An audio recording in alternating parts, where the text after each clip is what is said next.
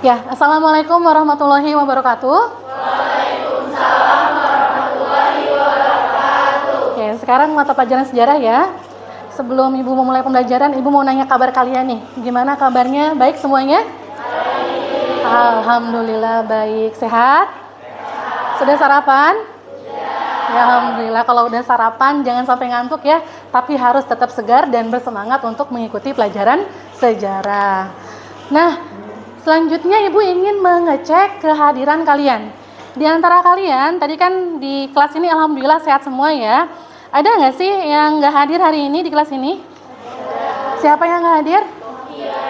Novia, kenapa? Oh, Novia sakit. Selain Novia ada lagi nggak?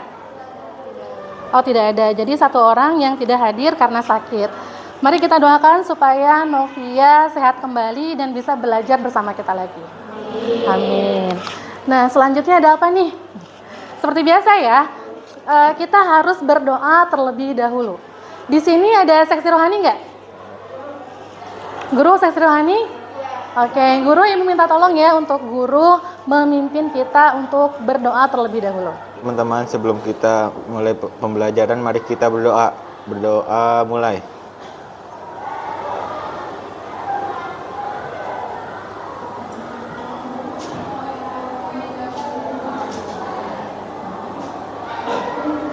Berdoa selesai. Selanjutnya, Ibu ingin kalian mengecek kondisi kelas kalian. Ada sampah nggak di bawah meja, di kolong ataupun di atas meja? Tidak ada, semuanya sudah bersih? Baik, Ibu ingin juga memberitahu kepada kalian aturan pembelajaran. Di sini ada 5 poin. Tolong bacakan bersama-sama ya. Poin pertama ada apa? Menghargai guru dan teman. Poin yang kedua? Tidak menggunakan handphone sebelum ada instruksi dari guru. Poin yang ketiga? Mengatakan ketika ingin bertanya atau pendapat. Yang keempat? Aktif berdiskusi ketika kerja kelompok. Dan yang kelima? Mengerjakan tugas tepat waktu dan sesuai dengan petunjuk. Nah, oke, selanjutnya ada ice breaking. Apa sih ice breaking itu? Nah, ini seperti memecahkan es ya kalau kita artikan dalam bahasa Indonesia, supaya tidak beku lagi, supaya suasananya bisa lebih mencair. Nah, Ibu ingin memperagakan ice breakingnya, nanti kalian ikuti ya. Oke, perhatikan. Ice breakingnya seperti ini. Marina menari di atas menara. Oke, Marina menari di atas menara. 1, 2, 3. Marina menari di atas menara. Marina menari di atas menara. Oke, sekarang yang diacaknya ya. Kira-kira bisa nggak nih? Oke, 1, 2, 3. Menara Di atas Marina, di atas menara, Marina menari. Oke, tepuk tangan nih, keren kalian semua. Nah, selanjutnya ada apa nih? Oke, di sini ada sebuah video motivasi ya. Tolong simak dengan baik supaya bisa menjadi inspirasi untuk kalian. Satu hal yang paling berharga yang dimiliki oleh semua orang. Dan uniknya lagi, mau kaya, miskin, tua, muda, hal yang berharga ini dimiliki setiap orang dengan jumlah yang sama. Hal itu adalah waktu. Tadi kalian sudah melihat video motivasi dari siapa? Mary Riana. Tentang apa? Jangan buang waktu untuk 4 hal ini. Jadi ada yang relate nggak sama kalian 4 hal yang tadi? Ada. Dari 4 berapa yang relate? Empat-empatnya. Ya, ini jadi masalah kita semua ya, bahwa kita sering membuang-buang waktu dan tidak menghargai waktu. Nah, kalau misalnya sejarah juga ada kaitannya nggak sih sama waktu? Ada ya, jadi jangan sampai kita menyia-nyiakan waktu seperti yang Mary Riana bilang tadi.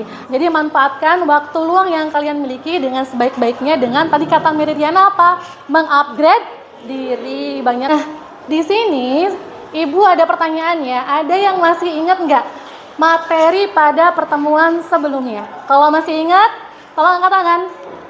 Oke, Cita. Masih ingat materi yang kemarin? Masih. Oke.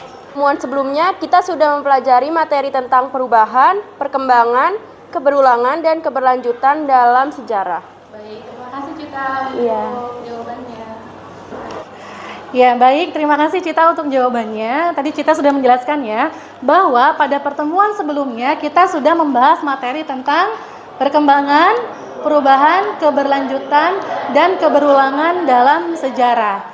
Nah, ini merupakan pola-pola yang terjadi pada peristiwa sejarah, di mana sejarah itu ada perkembangannya, perubahan, keberlanjutan, dan juga keberulangan.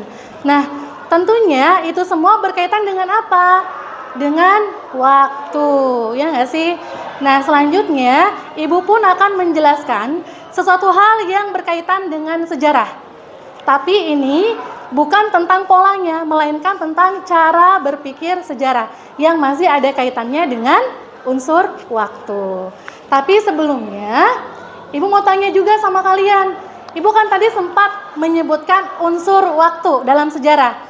Sebenarnya unsur utama dalam sejarah itu ada berapa? Ada 3. Ada yang masih ingat nggak ada apa aja?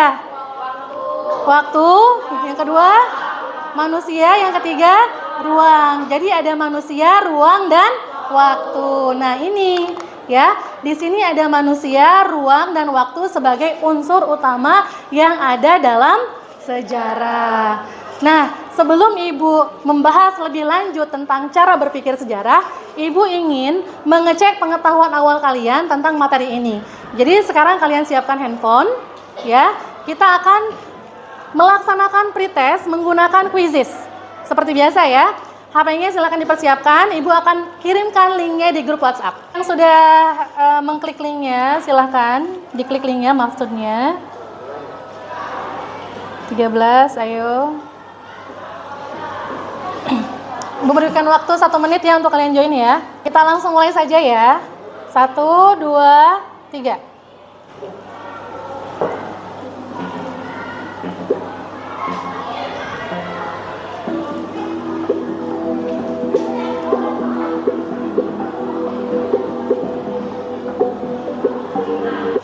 Oke, lihat di depan sini ada judul materi. Apa sih judulnya? Cara berpikir sejarah, diakronis dan sinkronis. Nah, cara berpikir sejarah, diakronis dan sinkronis ini terdapat dalam subelemen peserta didik memahami peristiwa sejarah secara diakronis, kronologi maupun sinkronis. Ya, indikator elemen terpilihnya di sini ada berapa? Ada 6. Tolong bacakan bersama-sama ya. Yang pertama apa? Pengertian diakronis secara etimologis. Yang kedua, menganalisis ciri-ciri cara berpikir diakronis dalam sejarah. Yang ketiga, menelaah peristiwa sejarah berdasarkan cara berpikir diakronis. Yang keempat, cara etimologis. Yang kelima, menganalisis ciri-ciri cara berpikir sinkronis dalam sejarah. Dan yang keenam, menelaah peristiwa sejarah berdasarkan cara berpikir diakronis. Nah, di sini tema besarnya adalah cara berpikir sejarah berdasarkan diakronis dan sinkronis.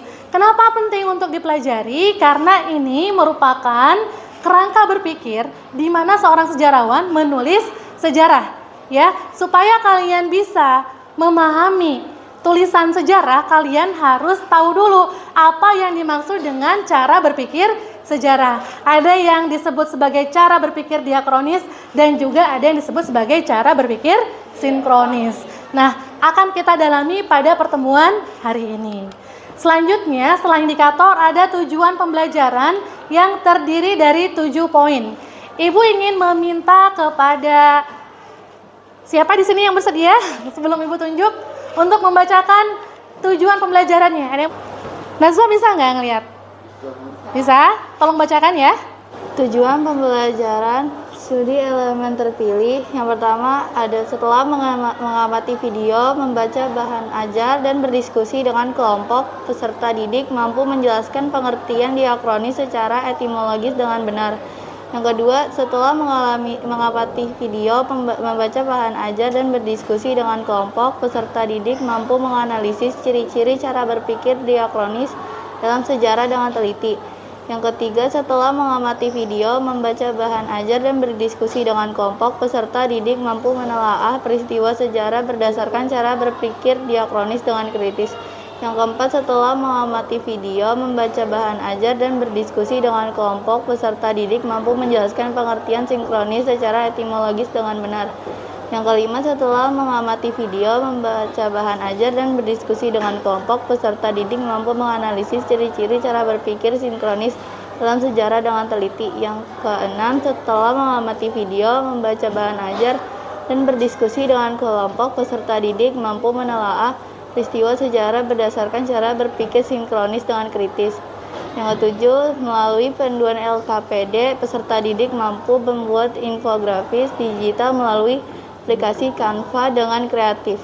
Oke, setelah ada tujuan pembelajaran, di sini ada garis besar kegiatan pembelajaran. Yuk baca bareng-bareng lagi. Yang pertama ada apa? Model dan metode pembelajaran. Modelnya apa? Project based learning. Metodenya direct instruction, penugasan, diskusi, dan presentasi. Oke, di sini ada model pembelajaran dan metode. Modelnya project based learning, jadi kalian nanti akan mengerjakan sebuah project yang dikerjakan secara berkelompok. Kemudian metode pembelajarannya ada di sini ada 4 ya, direct instruction, penugasan, diskusi, dan juga presentasi. Oke, tolong bacakan poin yang kedua ada apa? Tujuan inti disesuaikan dengan sintak project based learning. Yang fase pertama apa? Penentuan pertanyaan mendasar. Fase kedua, mendesain perencanaan proyek. Yang ketiga, keempat, dan kemajuan proyek. Fase kelima, uji hasil. Fase keenam, mengevaluasi pengalaman. Kemudian di penilaian ada penilaian apa saja? Pengetahuan dan keterampilan. Nah, kita masuk ke fase pertama, yaitu fase penentuan pertanyaan mendasar yang diawali dengan pemutaran video pembelajaran yang berkaitan dengan cara berpikir sejarah sinkronik dan juga diakronik. Tolong perhatikan dengan baik, siapkan catatan, ya. Kemudian catat hal-hal penting yang ada di video ini. Karena ini nanti akan membantu kalian untuk mengerjakan tugas-tugas dari Ibu. Oke, diperhatikan dengan baik ya. Dalam ilmu sejarah terdapat 3 unsur penting, yaitu manusia, ruang, dan waktu. Dalam suatu peristiwa, manusia adalah pelaku atau subjeknya. Cara berpikir diakronik sebenarnya hampir-hampir sama dengan kronologis. Nah, kalau secara etimologis, kata diakronik berasal dari bahasa Yunani, yaitu dia dan kronos. Baik, tadi kalian sudah menyimak video pembelajaran tentang cara berpikir sinkronik, diakronik, ditambah ada satu lagi yaitu kronologi. Tapi yang utama yang akan kita bahas adalah diakronik dan juga sinkronik. Nah, Ibu mau tanya, dari apa yang sudah kalian simak tadi, ada nggak yang mau ngejelasin apa sih perbedaan antara sinkronik dan juga diakronik? Kalau ada yang mau jawab, silakan angkat tangan. Oke, siapa namanya? Hairi. Oke, Hairi, tolong jawab ya perbedaan antara sinkronik dan juga diakronik. Saya Hairi, saya akan menjawab pertanyaan dari Bu Is. Kalau sinkronik, fokus pembahasan peristiwa dengan aspek pola-pola, gejala, dan karakter. Sifatnya meluas berdasarkan ruang, namun terbatas pada waktu. Sedangkan diakronik, fokus pembahasannya meliputi waktu dan periode. Sifatnya memanjang berdasarkan waktu, namun terbatas pada ruang. Tadi Hairi sudah menjelaskan perbedaan antara apa? Sinkronik dan juga diakronis. Nah, yang memanjang dalam waktu namun terbatas dalam ruang, itu cara berpikir apa tadi? Diakronik. Yang meluas dalam ruang namun terbatas dalam waktu? Sinkronik. Jadi dari penjelasan video pembelajaran tadi sudah bisa kalian pahami ya perbedaan antara sinkronik dengan diakronik. Tadi Hairi sudah menjawab ya perbedaan antara sinkronis dan juga diakronis berdasarkan ciri-cirinya, pengertiannya, dan juga karakteristiknya. Nanti kalian tolong baca jurnal, e-book, buku paket, ataupun bahan ajar terkait dengan cara berpikir sinkronik dan diakronik. Perbedaannya apa aja sih? Nah, setelah itu nanti kalian masukkan ya perbedaan antara cara berpikir diakronik dan sinkronik ini ke dalam fitur collaborate board yang ada pada Nearpod. Linknya akan Ibu masukkan ke dalam grup kelas ya. Jadi kalian sekarang cari dulu, lengkapi dulu berdasarkan video yang kalian tonton tadi. Kemudian kalian cari juga ya referensi lain dari bahan bacaan, baik itu jurnal, kemudian e-book dan juga buku paket. Kalian tuliskan ya apa itu cara berpikir sinkronik, apa itu cara berpikir diakronik. Oke, gimana? Tadi sudah diposting? Linknya sudah. Nah, sekarang Ibu ingin kalian membentuk kelompok ya. Kelompoknya terdiri dari 4 orang. Oke, kelompoknya terdiri dari 4 orang per kelompok untuk mengerjakan. Di sini ada lembar kerja peserta didik ya atau LKPD. Dengan menggunakan aplikasi Canva, buatlah infografis berdasarkan materi berikut ini. Ya, di sini kalian nanti terbagi menjadi 2 kelompok besar yang akan membahas materi yang berbeda. Di sini tadi kalian dibagi menjadi 9 kelompok yang isinya adalah satu kelompok ada yang 4 orang, ada yang 3 orang. Karena 1 orang di sini tidak hadir ya, yaitu Novia. Nah, ada pembagian tugas untuk ke 9 kelompok ini. Kelompok 1 dan 5 membuat infografis peristiwa sejarah berdasarkan cara berpikir sinkronis. Kayak gimana tuh? Kalian nanti menggunakan aplikasi Canva. Tadi kan sudah ada contoh ya dari cara berpikir sinkronis. Kalian cari lagi contoh yang lain terkait dengan cara berpikir sinkronis, kemudian kalian jadikan contoh tersebut sebagai infografis. Menggunakan apa? Canva. Nah, kalau kelompok 1 sampai 5 cara berpikir sinkronis, yang ke kelompok 6 sampai 9 menggunakan cara berpikir diakronis ya. Bagaimana sih cara berpikir diakronis itu? Kalian cari contoh peristiwa yang menggunakan cara berpikir diakronis, peristiwa sejarah. Kemudian kalian buat menjadi infografis menggunakan aplikasi Canva. Sampai sini bisa dipahami? Bisa ya. Nah, ini adalah contoh dari infografis. Bisa dilihat berdasarkan bentuknya, kira-kira ini kan judulnya Lini Masa Kemerdekaan Republik Indonesia. Kalau seperti ini, lini masa itu seperti kronologi ya, urutan waktu. Kalau seperti ini sinkronis atau diakronis? Berdasarkan waktu, berdasarkan urutan waktu, sinkronis atau diakronis? Diakronis. Ya, berarti yang diakronis bentuknya bisa menyerupai ini. Dan kalian bisa menggunakan aplikasi Canva. Sebenarnya kalian asing nggak sih dengan Canva? Enggak, sering menggunakan Canva? Tahu cara menggunakan Canva untuk infografis? Oke, saya kalian lebih lancar lagi membuat infografis dengan menggunakan Canva. Oke, sekarang kalian silakan duduk dengan kelompoknya masing-masing. Ya, setelah duduk dengan kelompok masing-masing, kalian langsung rancang ya desain infografis yang kalian kehendaki. Ya, disepakati dengan anggota kelompoknya. Silakan berembuk. Oke, setelah kalian merancang desain, selanjutnya kalian menyusun jadwal. Di sini Ibu sudah samakan ya susunan jadwal kalian, di mana ada waktu dan juga apa? Kegiatan. Untuk kegiatan peserta didik mengumpulkan informasi terkait materi yang ditugaskan oleh pendidik. Ini berapa menit? 10 menit. Kegiatan kedua apa? Peserta didik merancang desain proyek pembuatan infografis. Waktunya berapa lama? 10 menit. Untuk yang kegiatan ketiga, peserta didik menyusun jadwal pembuatan proyek infografis berapa menit?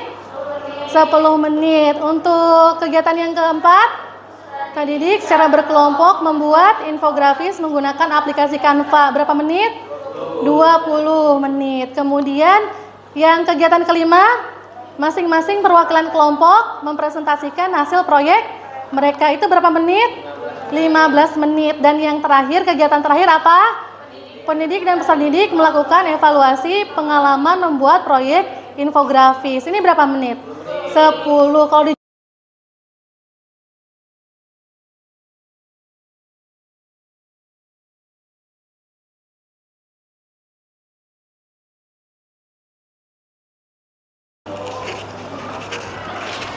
Jadi gimana kelompok 1 udah bagi-bagi tugas? Materinya udah ketemu? Pembagian tugasnya udah rata? Semua anggota kelompok kerja? Kerja ya? Oke.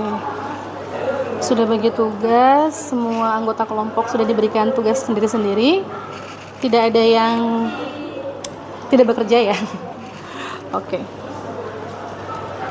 Tadi materinya tentang contoh peristiwa sejarah berdasarkan cara berpikir apa? Sinkronis. Sudah dapat temanya?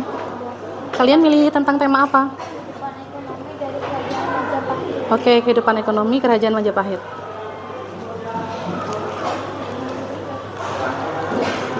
Oke, masih ada waktu sekitar 15 menit lagi ya.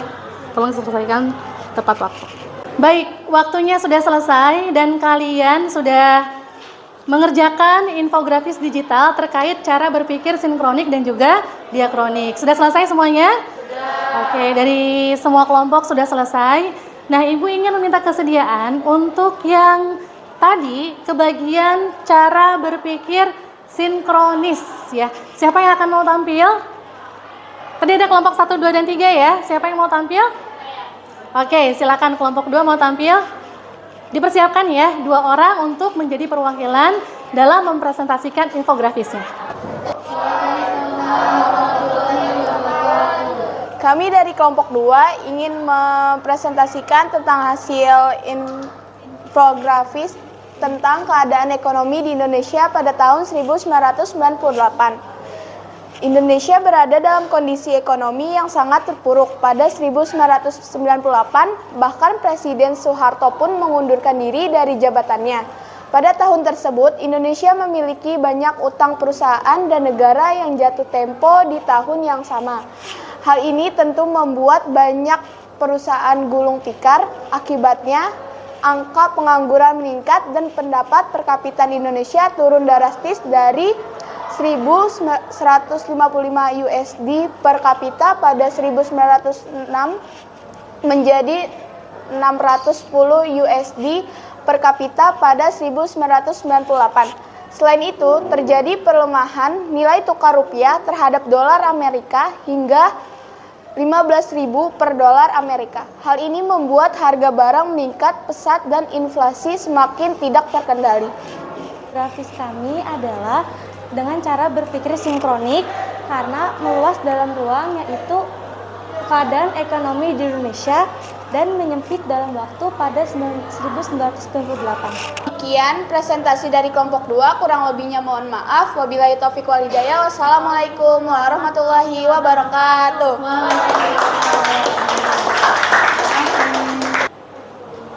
Oke, terima kasih untuk kelompok 2 yang sudah mempresentasikan materinya terkait dengan infografis cara berpikir sinkronis. Selanjutnya adalah cara berpikir diakronis dari kelompok 4 dan juga kelompok 5. Di antara kelompok 4 dan kelompok 5, siapa yang mau tampil? 4 atau 5? Oke, silakan kelompok 5 untuk mempresentasikan hasil kerja kelompoknya. Silakan kelompok 5 untuk mempresentasikan hasil kerja kelompoknya terkait dengan cara berpikir diakronis. Assalamualaikum warahmatullahi wabarakatuh. Nama saya Marsedonika Maulina. Di sini saya ingin mempresentasikan cara berpikir diakronik Bandung Lautan Api. Bandung Lautan Api merupakan peristiwa dikosongkan dan bumi hanguskan kota Bandung, Jawa Barat. Hal ini dilakukan sebagai upaya supaya Bandung tidak dikuasai oleh Nica karena pada saat itu Indonesia dari kalau akan kalah jumlah pasukan persenjataan. Tanggal 12 Oktober 1945, Sekutu meminta seluruh senjata yang dimiliki oleh rakyat Indonesia untuk diserahkan pada pihak Sekutu. Tanggal 24 November 1945, Angkatan Perang RI menyerang markas Sekutu di Bandung bagian utara. Tanggal 27 November 1945, Sekutu kembali menyampaikan ultimatum supaya rakyat Indonesia dan tentara mengosongkan Bandung Utara. Namun lagi-lagi pihak Indonesia tidak menggubris ultimatum tersebut. Tanggal 23 Maret 1946, Sekutu memberi ultimatum kembali kepada Indonesia supaya mengosongkan Bandung Selatan. Tanggal 24 Maret 1946, Tentara Republik Indonesia (TRI) di bawah pimpinan Kolonel A.H. Nasution memutuskan untuk membumi hanguskan Bandung. Jadi kesimpulannya, peristiwa Bandung Lautan Api menggunakan cara berpikir diakronik yang memanjang dalam waktu, terbatas dalam ruang. Demikian presentasi dari kelompok kami, kelompok 5. Bila ada yang salah, mohon maaf. Bila taufiq wal hidayah. Wassalamualaikum warahmatullahi wabarakatuh. Baik, terima kasih untuk kelompok 5 dan kelompok 2 yang sudah mau menjadi perwakilan kelompok yang lain untuk mempresentasikan tadi ya peristiwa-peristiwa yang menjadi contoh dari cara berpikir sinkronik ataupun cara berpikir diakronik. Nah, sebelum Ibu mengevaluasi hasil pekerjaan kalian, ada nggak nih di antara kelompok lain yang akan memberikan masukan untuk kelompok-kelompok yang sudah tampil tadi? Jika ada, tolong angkat tangan. Oke, Nida yang mau mengomentari? Oke, silakan Nida. Saya ingin mengomentari infografis kelompok 2 dan kelompok 5. Untuk tampilannya sudah bagus, tetapi kurangnya itu di bagian sumbernya tulisannya masih terlalu kecil. Terima kasih Nida. Ya, sama-sama Bu. Nah, tadi Nida sudah memberikan komentar ya terhadap penampilan kelompok 5 dan kelompok 2 terkait hasil pengerjaan infografis. Ya, tadi saran dari Nida adalah untuk penulisan sumber dari kedua kelompok sebaiknya diperbesar lagi karena masih banyak space yang ada di sana. Ya. Nah, di sini Ibu sudah melihat tadi hasil pengerjaan kelompok-kelompok yang sudah tampil, yang sudah mempresentasikan, di mana kalian sudah membuat tadi ya, secara materi udah bener atau belum untuk yang cara berpikir sinkronik dan diakronik? Sudah ya? Tadi kelompok 2 sudah memberikan kesimpulan bahwa meluas dalam ruang dan terbatas dalam waktu. Meluas dalam ruangnya apa? Membahas tentang keadaan perekonomian Indonesia. Terbatas dalam waktunya kapan? Hanya tahun 1998. Secara materi udah bener belum? Nah, kemudian gambarnya udah bener atau belum? Kita lihat lagi ya. Kita lihat dulu gambar dari kelompok. Kita lihat hasil pengerjaan kelompok 2. Nah, kalau berbicara tentang keadaan tahun 1998, ini gambar siapa? Ya, Bapak Soekarno. Gambar siapa ini? Ya, gambar Pak Soeharto ketika sedang mengundurkan diri sebagai Presiden Republik Indonesia. Karena pada saat itu terjadi apa? Krisis ekonomi yang mengakibatkan nilai tukar rupiah terhadap dolar sangat tinggi. Digambarkan dengan ini ya, vektor yang ini. Kemudian di sini kenapa sih ada tulisan ini the job?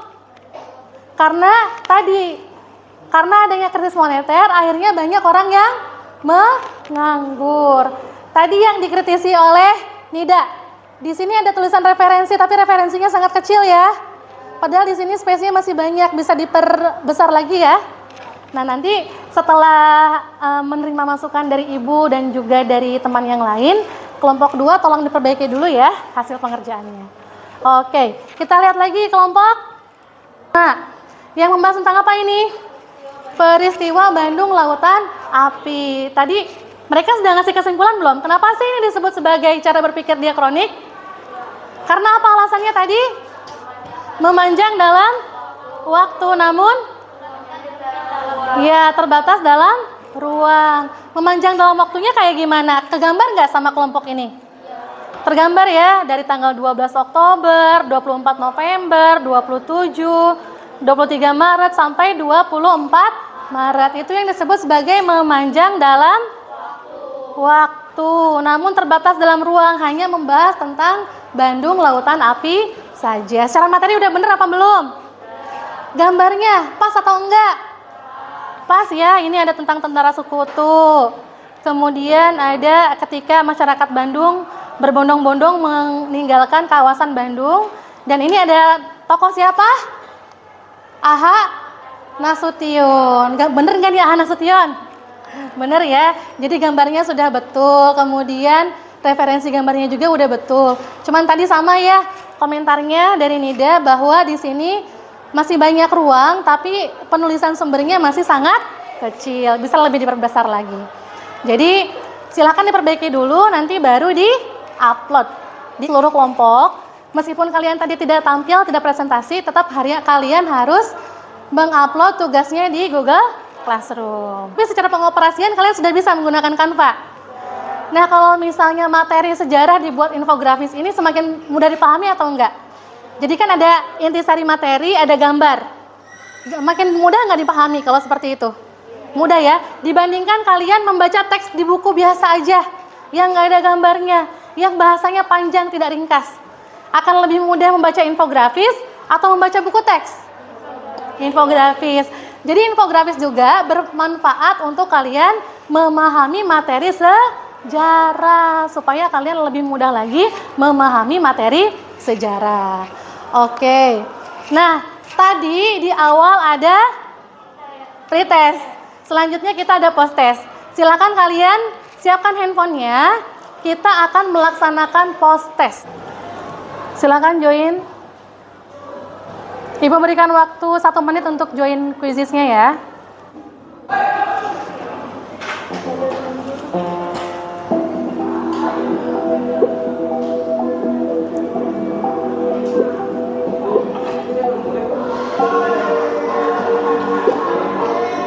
Langkah selanjutnya di sini adalah kesimpulan pembelajaran hari ini. Nah, di antara kalian ada yang bisa menyimpulkan nggak pembelajaran hari ini? Angkat tangan. Oke, Sinta ya. Silakan Sinta untuk berikan kesimpulan pembelajaran hari ini. Nama saya Sinta. Kesimpulannya yaitu diakronik memanjang dalam waktu tetapi meluas dalam ruang. Yang sinkronik meluas dalam ruang namun terbatas dalam waktu. Oke, terima kasih Sinta. Ya, terima kasih tadi Sinta sudah memberikan kesimpulan pembelajaran kita hari ini tentang materi cara berpikir sejarah berdasarkan cara berpikir sinkronik dan juga cara berpikir diakronik. Itu tadi kesimpulan dari Sinta. Nah, Ibu ingin meminta kalian untuk memberikan kesimpulan juga ya, tapi melalui fitur Collaborate Board yang ada di Nearpod.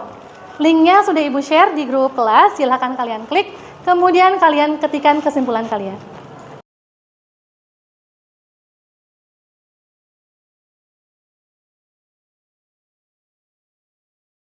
Baik, kalian tadi sudah mengisi link kesimpulan pembelajaran. Nah, selain kesimpulan pembelajaran, ada juga refleksi pembelajaran. Tapi kalau tadi menggunakan Collaborate Board yang ada di Nearpod, untuk refleksi ini kalian mengkliknya di Google Form ya, mengerjakannya di Google Form.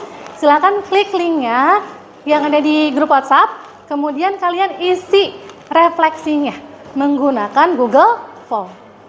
Oke, Ibu berikan waktu selama 2 menit untuk mengisi link tersebut.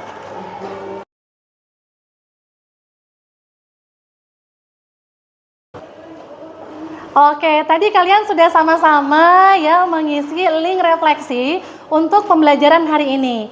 Ibu akan memberikan pertanyaan, kemudian nanti kalian langsung menjawab pertanyaan refleksinya. Oke, paham?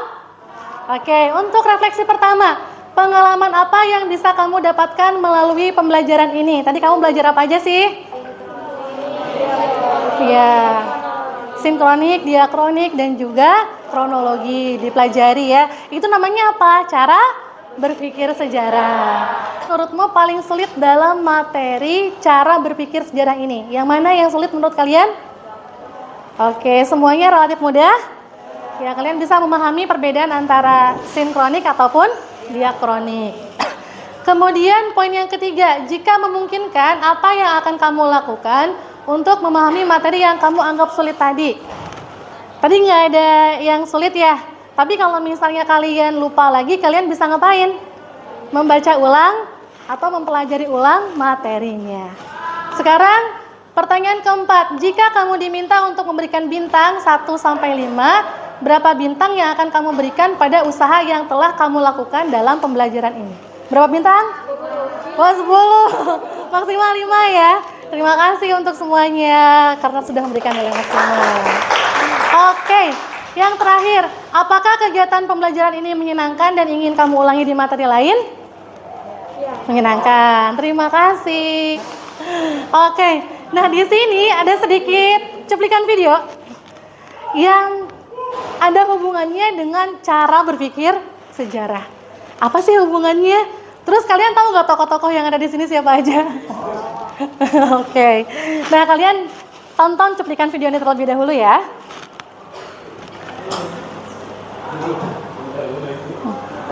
Amerika, mandatnya dari mana? Dari omnya Mas Rani. Dari Sultan Abdul Mufakir pada saat itu. Benar, Amerika dari pamannya dia. Dari paman Sultan Ki Ageng King Sayasa.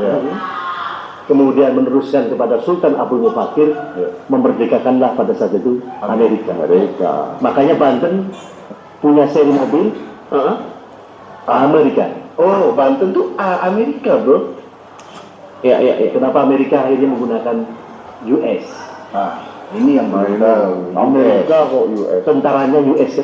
Ya, benar. US itu bukan US Army, kemudian apalagi Army lagi. US ini, US Navy, US ini. Kenapa itu depannya US? Apa itu? United States kan? Bukan. Uncle Sam. Uncle Sam. Kan Uncle Sam. Samnya adalah Sultan Abdul Mufakir. Banten itu. Tuh. Jadi negeri Paman Sam itu adalah negeri paman yang dimerdekakan oleh kita di sini Banten itu. Amerika dimerdekakan Banten, dimerdekakan dengan tanah itu Banten dijadikan dasar di sana. Akulah raja kalian. Oke. Gimana nih tanggapan kalian setelah menyaksikan cuplikan video tadi? Percaya nggak sama ucapan tokoh yang tadi di video? Kenapa? Masuk akal nggak? Oke, apalagi ketika kalian sudah mempelajari cara berpikir sejarah, disebut sebagai kronologi, mengurutkan waktu peristiwa berdasarkan waktu kejadian. Sekarang tadi ya, tokoh tersebut berbicara tentang katanya Sultan Abdul Mufakir dari Kesultanan Banten yang memberikan mandat untuk memerdekakan Amerika Serikat. Kalau orang yang nggak tahu sejarah bisa percaya nggak? Bisa percaya, tapi karena kalian sudah belajar sejarah, kalian tahu kan kalau sejarah itu berpikirnya harus kronologis. Sekarang gini, Amerika itu merdeka tahun 1776. Sementara Sultan Abdul Mufakir, ya, beliau adalah sultan di Kerajaan Banten atau Kesultanan Banten, meninggal tahun 1651. Itu selisih waktunya berapa lama? 125 tahun. Mungkin nggak seseorang yang sudah meninggal 125 tahun yang lalu memberikan mandat untuk memerdekakan sebuah negara yang merdeka pada tahun 1776? Mungkin enggak? Terus yang disebut sebagai Uncle Sam tadi apakah betul? Samnya itu adalah Sultan Abdul Mufakir? Enggak. Jadi ada yang enggak kronologis enggak di sana? Enggak kronologis ya, disebutnya sebagai anakronis. Jadi salah satu fungsi dari cara berpikir sejarah adalah menangkal berita-berita hoax. Ya, kalian dituntut untuk bisa berpikir kritis, harus bisa bernalar, berpikir secara kronologi supaya tidak terjebak oleh berita-berita yang palsu atau bohong. Gimana? Bisa dipahami nggak manfaatnya? Oke, alhamdulillah. Nah, Ibu akan menginformasikan pembelajaran selanjutnya, yaitu tentang asal-usul nenek moyang dan jalur rempah di Indonesia. Nanti, seperti tadi ya, pasti akan ada pretest. Oleh karena itu, sebelum kita membahas materi ini, kalian harus membaca materinya terlebih dahulu. Kalau misalnya ada pretest, nilainya nanti biar jadi bagus. Oke. Nah, nggak kerasa nih, udah sampai di penghujung kegiatan pembelajaran. Nah, sebelum kita tutup, tadi kan diawali dengan doa. Alangkah baiknya juga diakhiri dengan doa. Tadi guru sudah memimpin ya. Sekarang Ibu meminta Birli untuk memimpin kita berdoa di akhir pembelajaran ini. Silakan Birli. Sebelum mengakhiri pembelajaran hari ini, alangkah baiknya kita berdoa. Berdoa dimulai. Berdoa selesai. Ya, alhamdulillah tadi Birli sudah memimpin kita berdoa. Nah, Ibu ingin mengucapkan banyak terima kasih kepada kalian yang sudah mengikuti pembelajaran hari ini dengan sangat baik. Semoga apa yang kalian pelajari hari ini menjadi ilmu yang bermanfaat untuk kalian. Ibu juga meminta maaf apabila ada perkataan Ibu yang kurang berkenan.